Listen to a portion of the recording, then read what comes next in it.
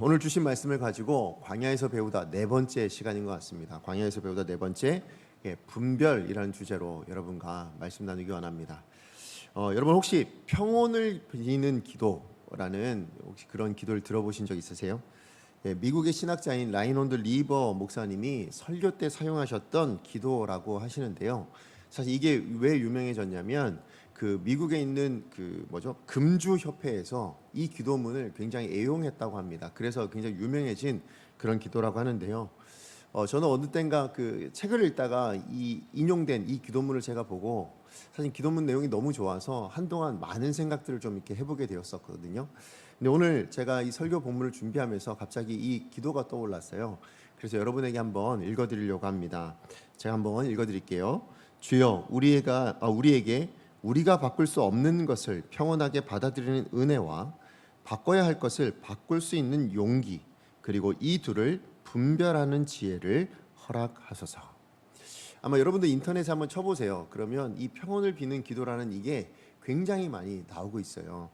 자, 제가 설교를 준비하면서 이 기도문이 떠오르게 된 건 다른 이유가 아니죠. 오늘 본문의 주제가 뭐라고요? 제가 분별이라는 주제이기 때문에 그렇습니다.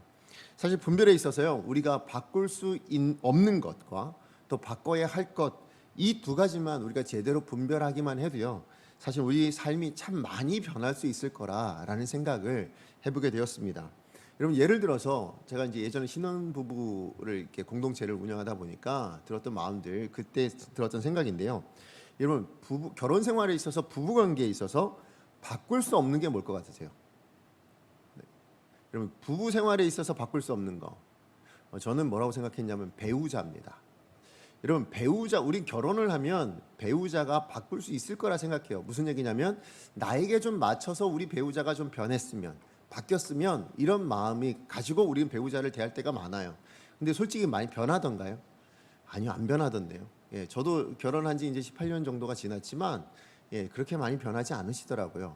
그러니까 사실은 변하지 않는 건 배우자예요. 바꿀 수가 없어요. 배우자를 어떻게 바꿉니까? 하나님의 뜻 안에서 절대 바꿀 수 없는 겁니다. 자, 그러면 바꿔야 할 건 뭘까요? 자, 우리 결혼 생활에 있어서, 부부 생활 안에 있어서 바꿔야 할 건 뭘까요? 그건 바로 나라는 거예요. 그러니까 생각해 보시면 여러분, 부부 생활에 있어서요, 바꾸지 않아야 될 것이 배우자고, 바꿀 수 없는 것이 배우자고, 바꿔야 할 것이 나라는 사실을 우리가 인지하고 살아간다면, 그렇다면 우리 결혼 생활, 사실 우리 부부의 생활은 훨씬 더 나아질 수 있다고 저는 생각합니다. 그런데 오히려 반대로 생각하니까 뭐예요? 나는 바꿀 수 없고 누가 바뀌어야 돼요? 내 배우자가 바뀌어야 된다고 생각하니까 이 결혼 생활이 그렇게 우리가 원하는 방향대로 가지 않을 때가 많다라는 거죠. 여러분, 신앙생활도 마찬가지인 것 같습니다. 제가 여러분 언젠가 한번 신앙생활이 뭐라고 말씀을 드렸어요. 신앙을 가지고 우리의 일상을 살아내는 것, 일상을 살아가는 것, 그게 바로 신앙생활이라고 말씀드렸습니다. 우리의 일상생활 가운데예요.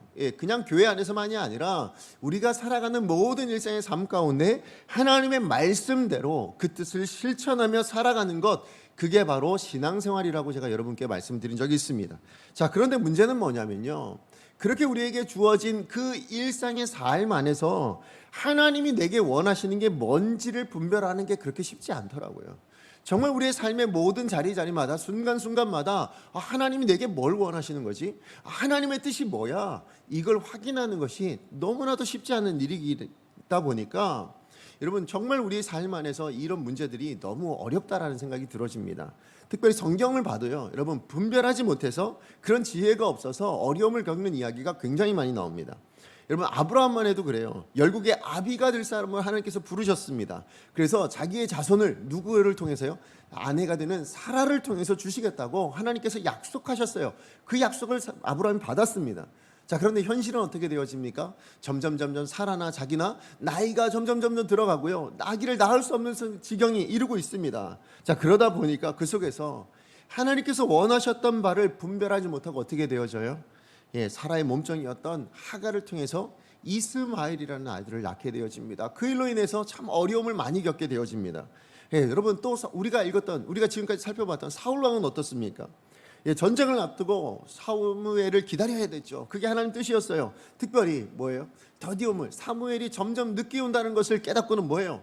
하나님의 뜻을 분별하지 못합니다. 어떤 뜻이에요?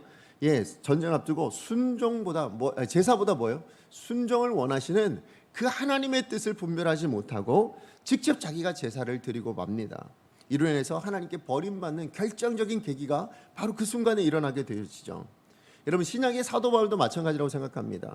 나사렛 예수님, 이 땅 가운데 오신 육신의 몸을 입고 오신 그 예수님이야말로 메시아라는 사실을 분별하지 못해요. 그리고 오히려 뭐합니까? 예수님과 그를 믿는 그 교회들을 핍박하는 것이 오히려 하나님의 뜻이라고 분별합니다. 그렇게 잘못 분별해서 뭐예요? 그의 인생이 초반에 뭡니까? 초대교회를 핍박했던 삶, 그렇게 살아가는 것이 사도 바울의 이전 모습이었어요.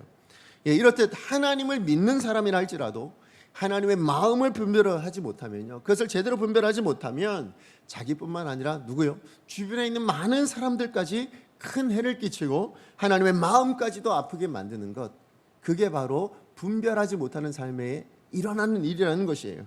아무리 신앙이 뛰어난 사람이라 할지라도요, 주어진 그 삶의 순간순간마다 하나님이 원하시는 바가 무엇인지, 하나님의 뜻이 무엇인지를 분별하는 지혜가 없다면 그 사람은 넘어질 수밖에 없습니다. 그 인생은 어려워질 수밖에 없는 거예요. 그래서 여러분, 사도 바울께서 우리 로마서 12장 2절 말씀에 이렇게 권면하셨어요. 우리 같이 한번 읽어볼까요? 시작. 너희는 이 세대를 본받지 말고 오직 마음을 새롭게 함으로 변화를 받아 하나님의 선하시고 기뻐하시고 온전하신 뜻이 무엇인지 분별하도록 하라. 하나님의 선하시고 기뻐하시고 온전한 뜻이 무엇인지를 뭐 하라고요? 분별하도록 하라 라고 권면하고 있습니다. 자, 디모데후서 2장 15절에도 이렇게 말씀합니다. 같이 한번 읽어봅니다. 시작. 너는 진리의 말씀을 옳게 분별하며 부끄러울 것이 없는 일꾼으로 인정된 자로서 자신을 하나님 앞에 드리기를 힘쓰라. 하나님 앞에 정말 인정만, 부끄럽기 없는 그런 하나님 앞에 자신을 드릴 수 있는 방법 뭐예요? 진리의 말씀을 옳게 분별해내는 것입니다. 자, 그러므로 우리 신앙생활에 있어서 이 분별이라는 것은 굉장히 중요한 주제라고 말씀드릴 수 있어요.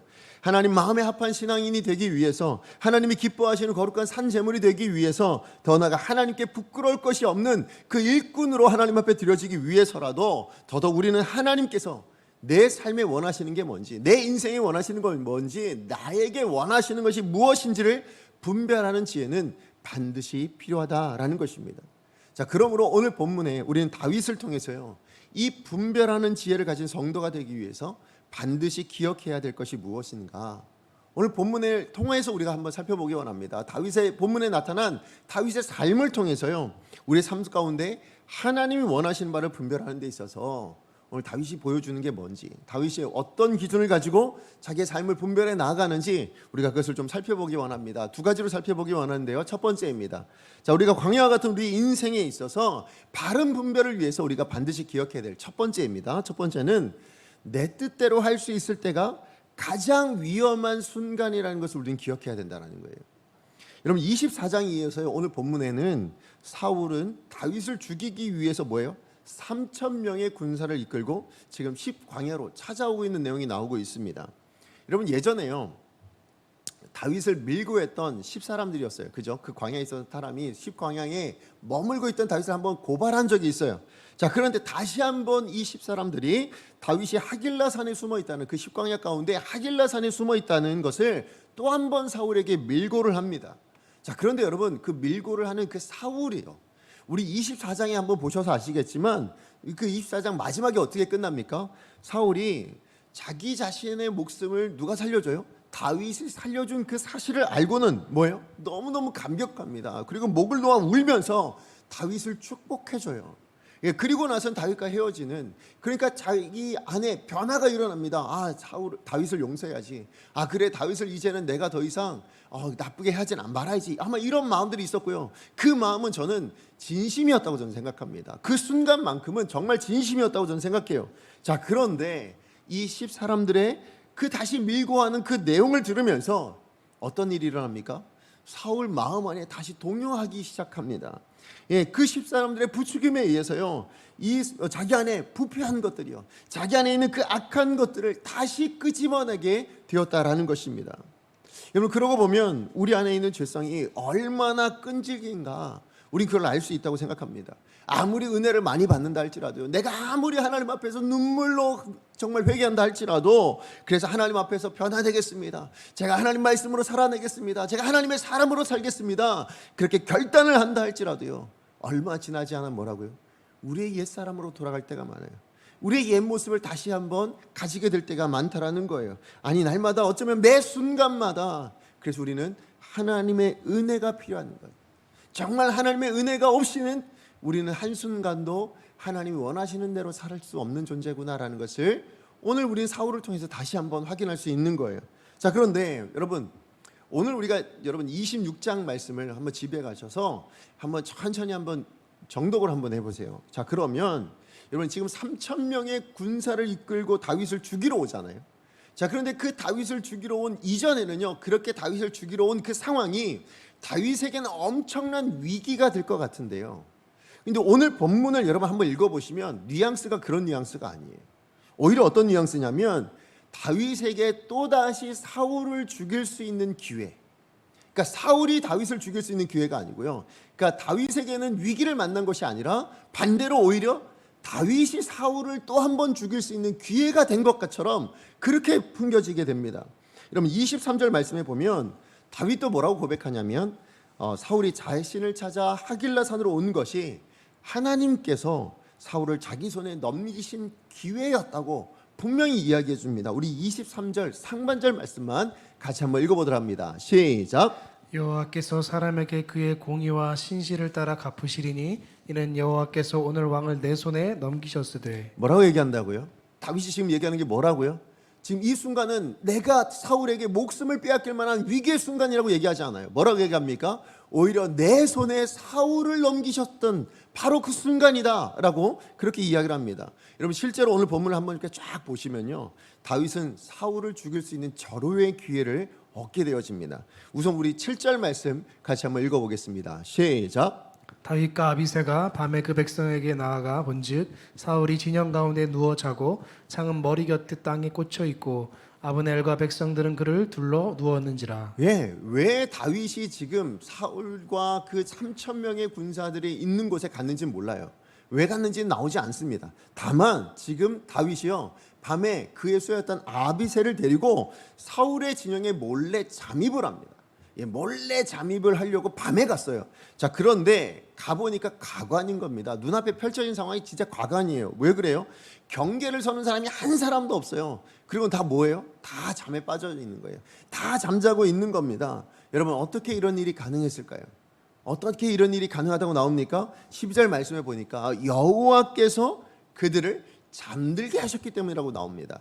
다시 얘기하니까 여러분 하나님의 초자연적인 능력이요, 지금 하나님의 기적으로 인하여서 뭐예요? 사울과 그와 함께했던 모든 3,000명의 사람들이 한꺼번에 깊은 잠에 빠져있는 그런 상황을 다윗이 목격하고 있는 겁니다.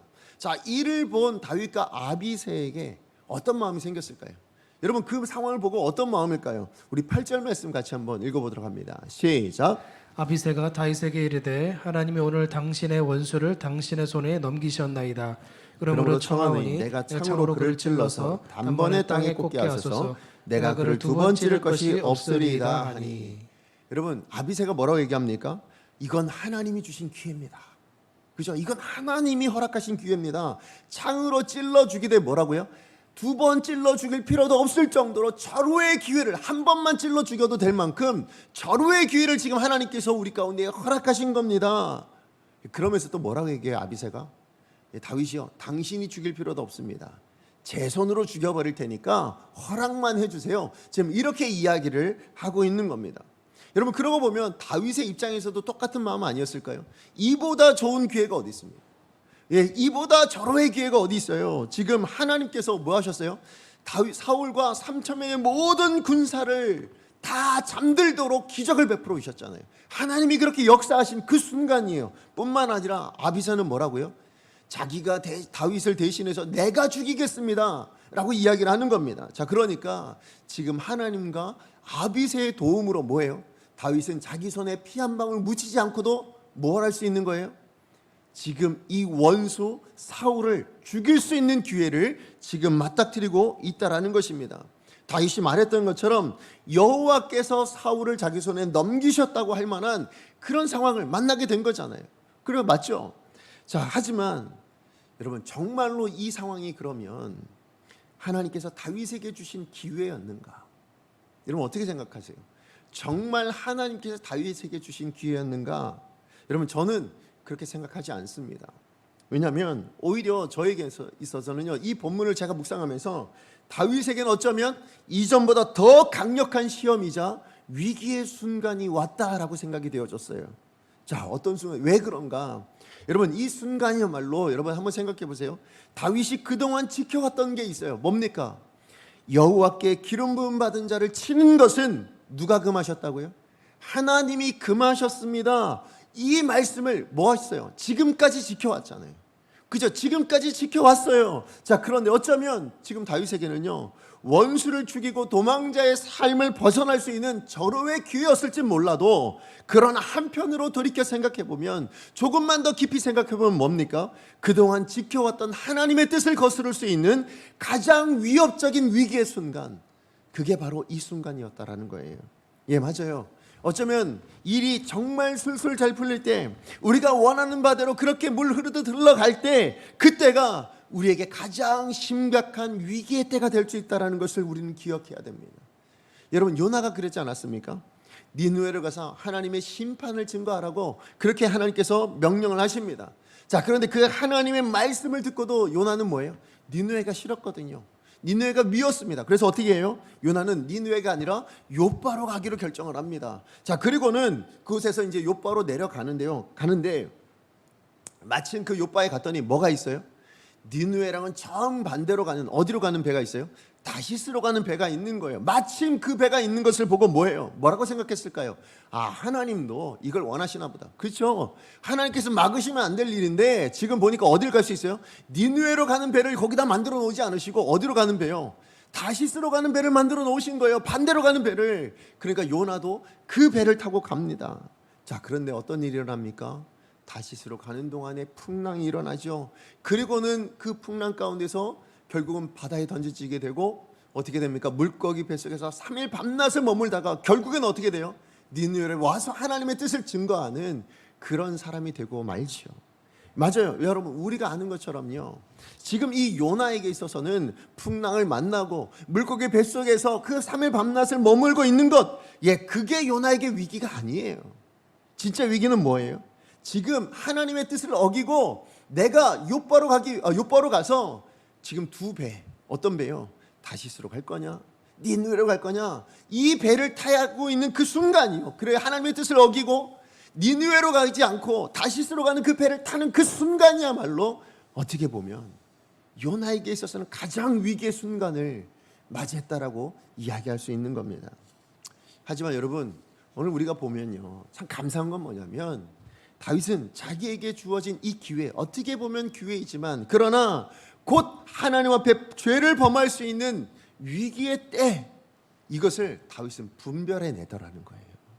이게 중요한 겁니다. 자, 우리 9절 말씀 같이 한번 읽어보도록 하겠습니다. 시작. 다윗이 아비새에게 이르되 죽이지 말라. 누구든지 손을 들어 여호와의 기름 부음 받은 자를 치면 죄가 없겠느냐 하고. 예, 다윗은 지금 분명히 자기에게 있어서는요, 어떻게 보면 지금까지의 모든 어려웠던 삶을 청산할 수 있는 가장 좋은 때예요. 가장 좋은 기회입니다. 그러나 그 기회가 나에게 하나님의 뜻을 어길 수 있는 위기라는 것을 직감하고 뭐예요? 그것을 아예 안 하겠다고 이야기할 뿐만 아니라 아비새까지 만류하고 있는 모습을 보게 되어집니다. 그런데요, 이것을 결국 저는 다윗을 통해서 이 부분 안에서 뭘 또 발견할 수 있냐면, 지금 다윗에게 찾아온 이 너무나도 엄청난 위기를 또 다른 기회로 만들어내고 있다는 것을 제가 발견하게 됐어요.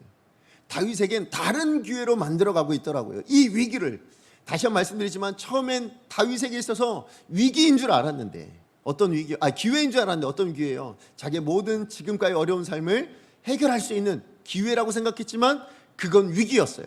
자, 그런데 그 위기를 분별해내고 다윗은 다시 한번 그 위기를 기회로 바꾼다라는 거예요. 어떤 기회로 바꿨을까요? 이 기회는 자기의 삶 안에 하나님의 말씀을 담아내는 기회로 삼았다는 거예요. 다시 얘기해서 지금 자기의 삶 속에 하나님의 뜻을 담아내는, 하나님의 말씀대로 살아내는 기회로 지금 만들어가고 있다는 것을 여러분 발견하십니까? 예, 지금까지요. 자기의 원수, 하나님께서 원수를 자기를 지켜주시는 것, 그것을 자기의 삶으로 경험할 수 있는 기회.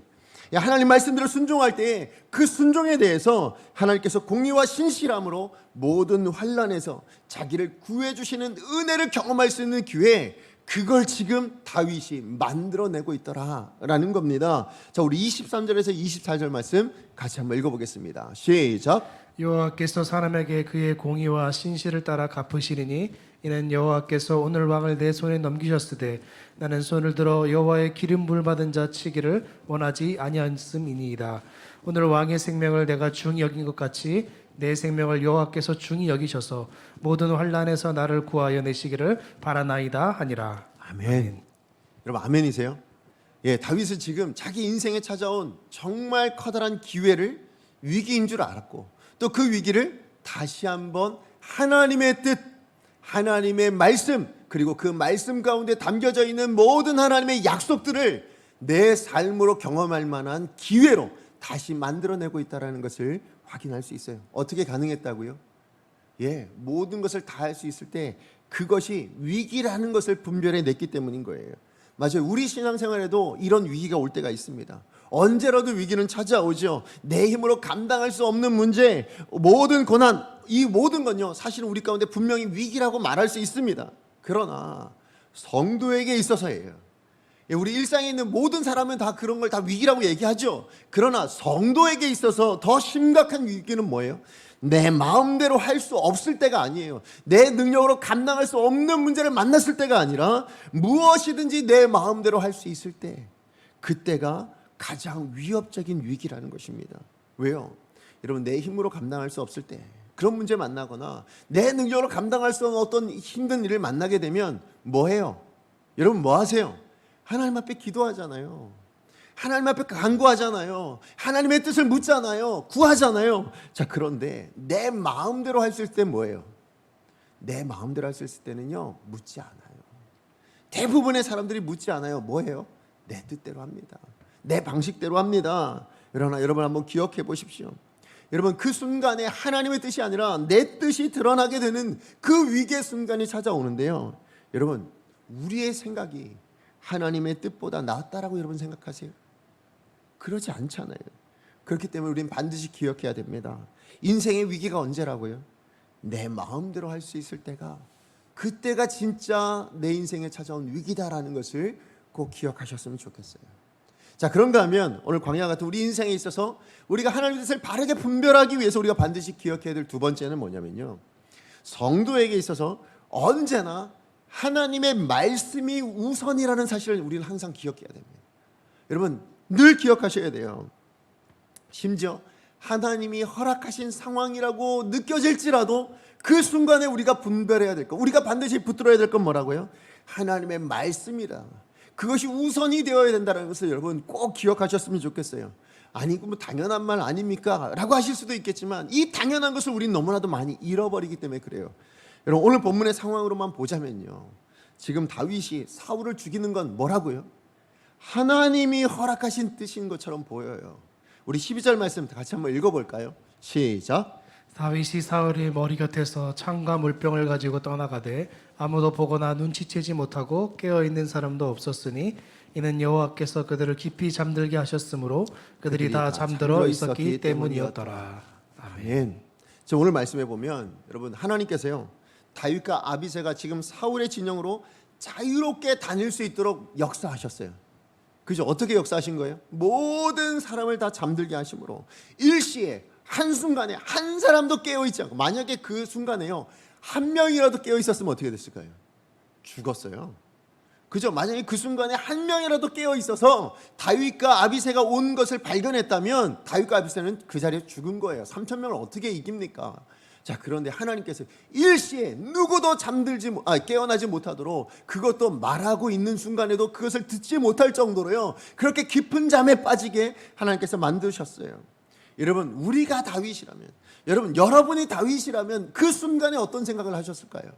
저는 아비새랑 똑같은 생각했을 거라 생각합니다. 아비새가 뭐라고 했다고요?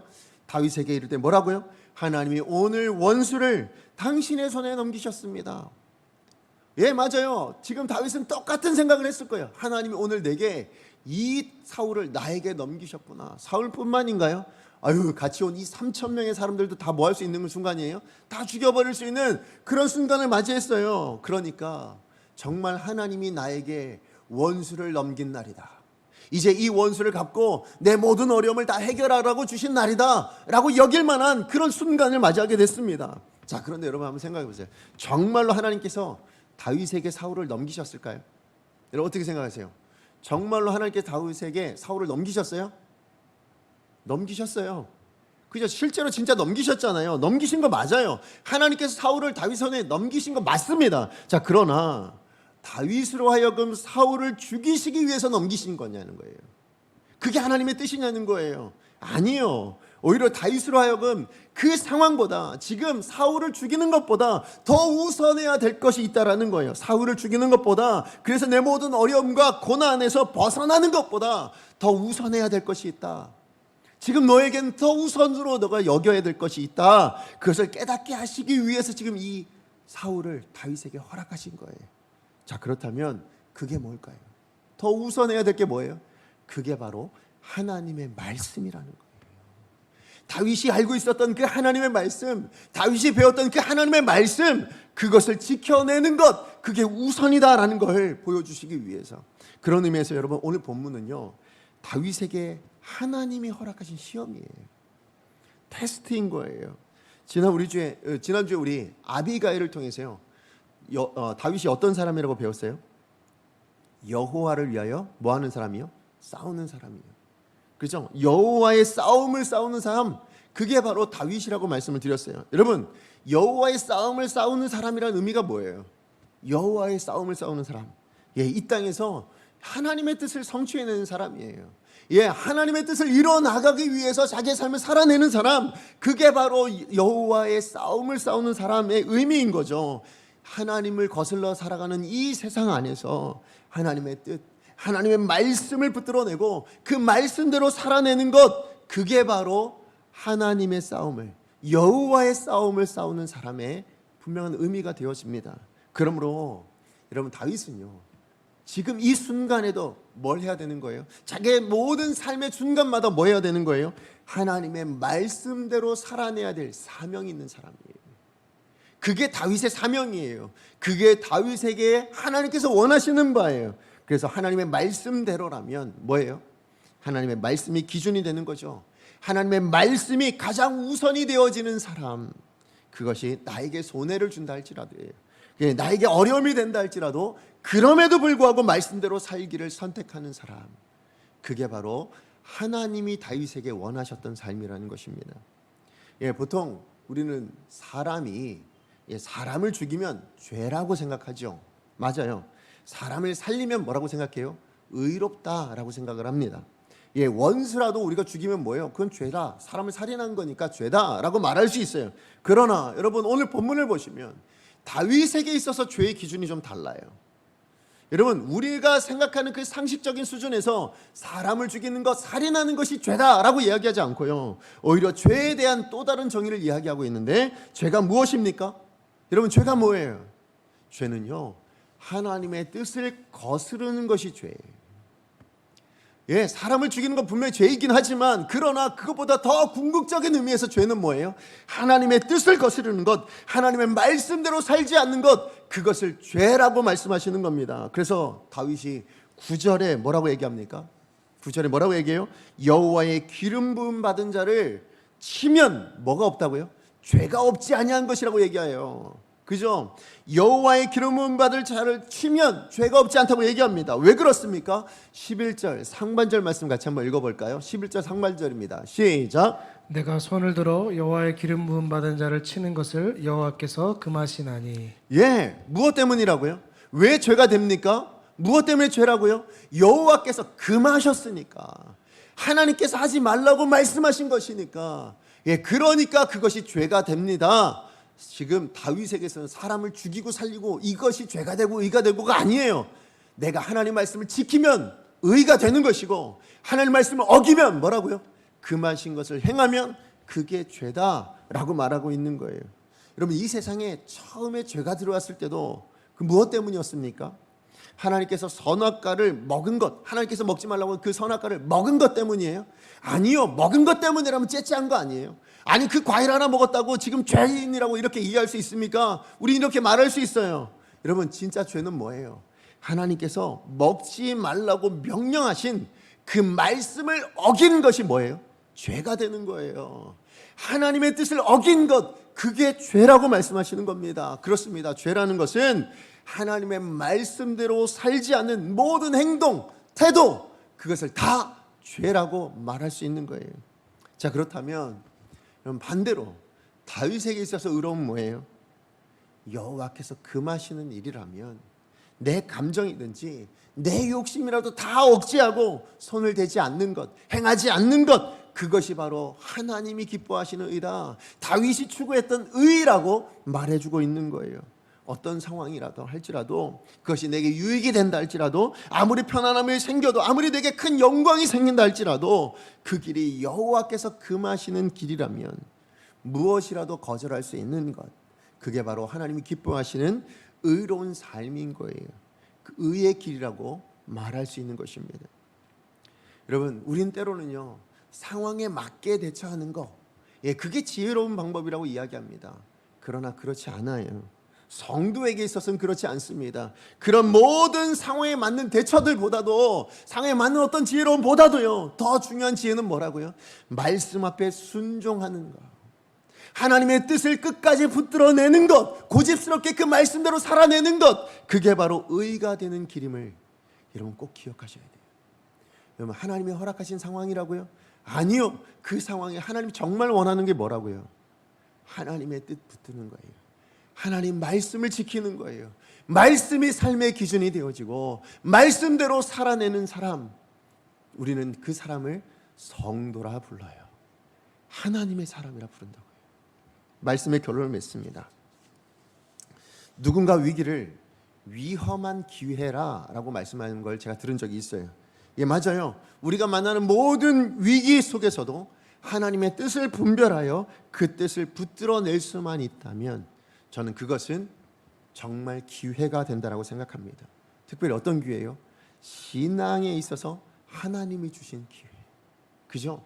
신앙생활에 있어서 그 신앙을 지켜낼 수 있는 하나님이 주신 기회, 하나님을 경험하고 하나님이 약속하신 바를 내 삶에 담아낼 수 있는 너무나도 복된 기회가 될 수 있다고 저는 생각합니다.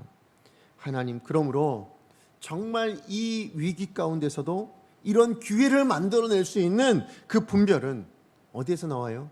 오직 하나님의 말씀을 들을 마음이 있을 때 나와요. 여러분, 우리 열왕기상 3장 9절 하반절 말씀만 우리 같이 한번 읽어보도록 하겠습니다. 열왕기상 3장 9절 하반절 말씀이에요. 이럴 때가 있어요. 이래서 여러분 성경을 가져오셔야 되는 겁니다. 성경책 한번 펼쳐볼까요? 열왕기상 3장 9절입니다. 열왕기상 3장 9절 우리 하반절 말씀 같이 한번 읽어보도록 하겠습니다. 듣는 마음을부터예요. 우리 같이 한번 큰 소리로 한 목소리로 열왕기상 3장 9절 하반절입니다. 듣는 마음을 종에게 주사 우리 함께 읽습니다. 시작. 듣는 마음을 종에게 주사 주의 백성을 재판하여 선악을 분별하게 하옵소서. 여러분, 선악에 대한 분별은 어디서 나온다고요? 어디서 나옵니까? 듣는 마음이 있을 때예요. 뭘 듣는 거예요? 하나님의 마음을요, 하나님의 뜻을요, 하나님의 말씀을 듣는 마음이 있을 때 비로소 뭘 할 수 있는 거예요? 우리 인생에 뭐가 선이고 우리 인생을 향하여 하나님이 무엇이 악이라고 할 수 있는가를 들을 수 있다라고 말씀해 주고 있는 거예요. 여러분, 하나님 말씀을 듣는 자가 선악을 분별하는 지혜가 있는 자입니다. 그럼 바라기는 우리 강성교회 모든 성도님들이요, 내 뜻보다, 내 생각보다, 내 인생의 가장 위기의 순간은 그 뜻을 붙드는 것이 아니라 그 모든 것을 포기하고 그것을 기회로 만드는 건 뭐라고요? 하나님 뜻 붙드는 거예요. 그게 위기인 줄 알고, 그게 어려움인 줄 알고, 아 그래, 이 순간에 내가 하나님 붙들어야 되는 거구나, 이 순간에 더더욱 내가 하나님 말씀대로 살아야 되는구나, 라는 이것을 깨닫는 거예요. 그래서 여러분 정말 바라기는 여러분 인생의 모든 순간마다 여러분 내 뜻보다 하나님 뜻 붙드셔서 여러분 저는 여러분이 하나님 앞에 그렇게 인정받았으면 좋겠어요. 여호와의 싸움을 싸우는 사람, 그리고 하나님 마음에 합한 사람, 그런 다윗과 같은 인생이 되어주시기를 간절히 축복합니다. 우리 주신 말씀 기억하면서 함께 찬양하기 원합니다.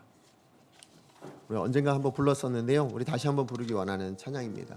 내 삶에 들어온 주님의 말씀. 여러분 말씀이 항상 하나님이 주시잖아요. 그죠? 매주마다 주시고 또 매일마다 주시고, 여러분 말씀을 읽으실 때마다, 여러분 기도하실 때마다 하나님 여러분에게 하나님 뜻과 말씀을 주세요. 여러분 그 말씀이 여러분의 길이 되었으면 좋겠고 여러분이 선택하시는 삶이 되셨으면 좋겠어요. 우리 시간에 같이 함께 결단한 마음으로 찬양합니다. 내 삶에 들어온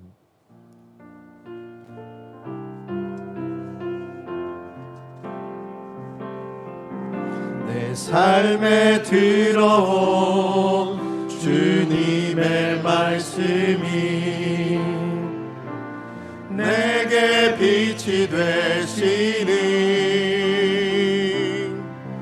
내 삶의 어두운 절망 가운데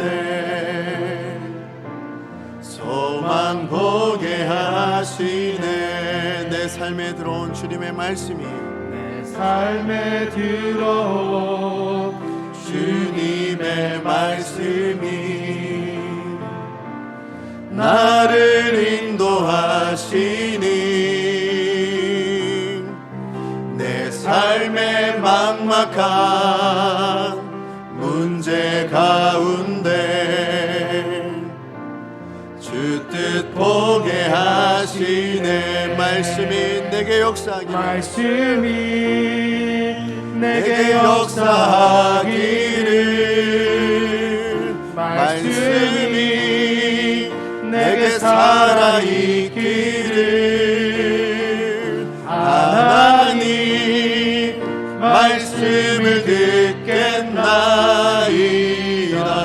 주님의 음성을 듣겠나이다. 말씀이 내게 역사하기를, 말씀이 내게 살아있기를, 우리의 삶 속에 살아있는 말씀이 되기를 원합니다.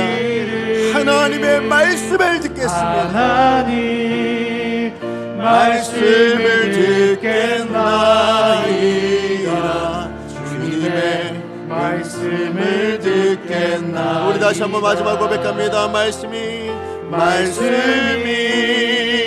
내게 역사하기를, 말씀이 내게 살아있기를, 하나님 말씀을 듣겠나이다. 주님의 뜻대로 살겠나이다. 우리 시간 아침에 말씀 기억하면서 함께 기도하기 원합니다. 다윗에게는요 절호의 한때는 위기였으나 그것이 또 하나의 기회로 여겨질 수도 있었어요.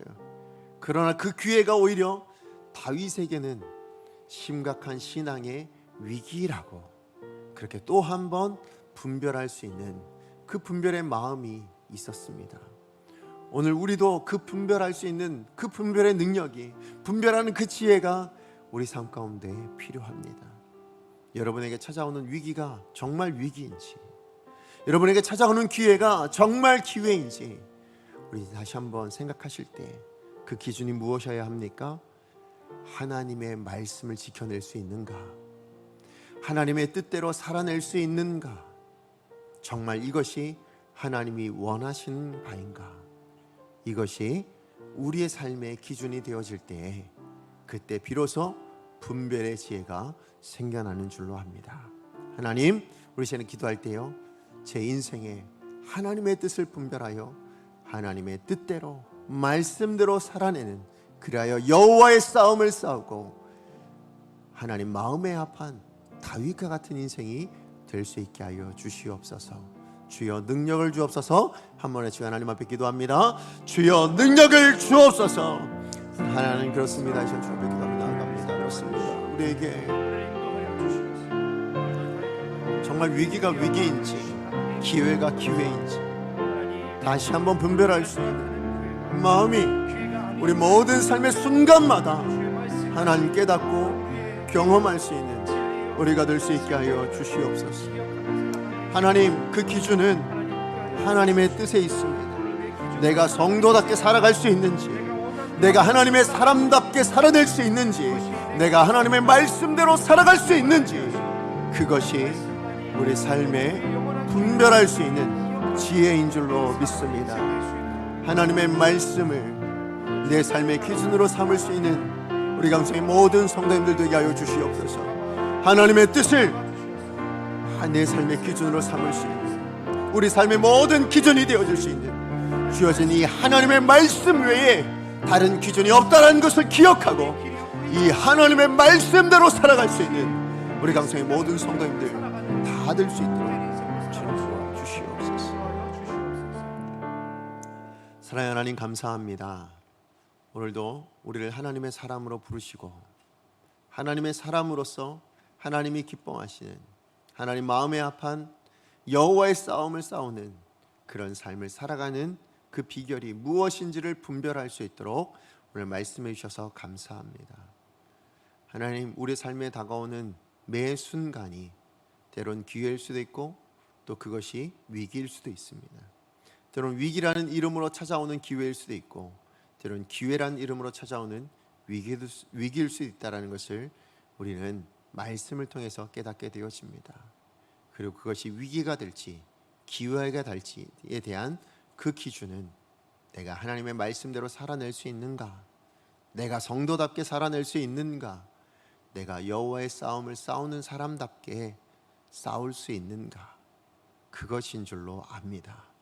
그리고 그러한 삶의 기준 또한 하나님의 말씀 외에 다른 것이 없다라는 것을 알게 해주셔서 감사를 드립니다. 상황을 보고 형편을 보고 우리 인생을 판단하거나 재단하거나 결단하지 않게 하여 주시옵소서. 오직 하나님의 뜻, 하나님의 말씀대로 살아낼 수 있는 우리 강성의 모든 성도님들 되게 하여 주셔서 그 인생이 하나님 마음에 합한 인생, 그 인생이 여호와의 싸움을 싸우는 사람으로 인정받을 수 있는 복된 하나님의 사람들 다 되게 하여 주시옵소서. 예수님의 이름으로 기도합니다. 아멘.